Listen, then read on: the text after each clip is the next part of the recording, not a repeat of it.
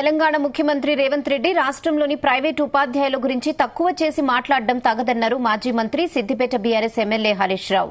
సిద్దిపేటలోని police convention హాల్లో Telangana recognised school management association జిల్లా ఆధ్వర్యంలో గురు పూజోత్సవం, ఉత్తమ ఉపాధ్యాయ పురస్కార మహోత్సవం జరిగింది. ఈ కార్యక్రమంలో హరీష్ రావు, ఎమ్మెల్సీ యాదవ్ రెడ్డి పాల్గొన్నారు. నియోజకవర్గం పునర్విభజనలో తెలంగాణకు అన్యాయం జరుగుతోందని అన్నారు.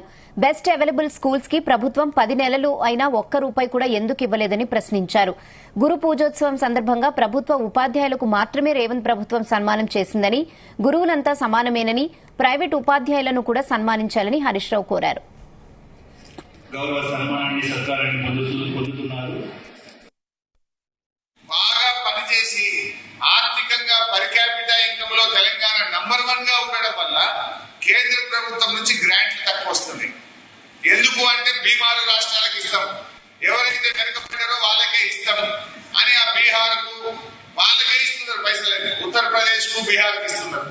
ఇయ్యంగా 75 ఏళ్ళే వాళ్ళు ఎంతకు పైకి రారు, మనకి 75 ఏళ్ళ నుంచి వాళ్ళకే పెడుతున్నారు బీహార్ రాష్ట్రాలకు.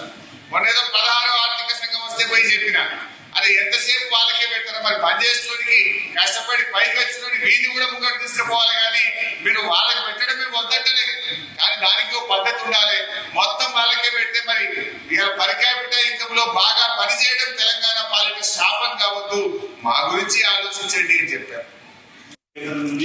కరెస్పాండెంట్ అనిల్ కుమార్ గారు, టీచర్ సమీనా గారు, అలాగే ప్రగతి విద్యానికేతన్ ఉద్యాల నుండి కరెస్పాండెంట్ రామాంజనేయులు గారు, టీచర్ ఎస్ యమున గారు, పంచతంత్ర స్కూల్ నుండి కరెస్పాండెంట్ బాలకిషన్ గారు, టీచర్ అంబిక గారు,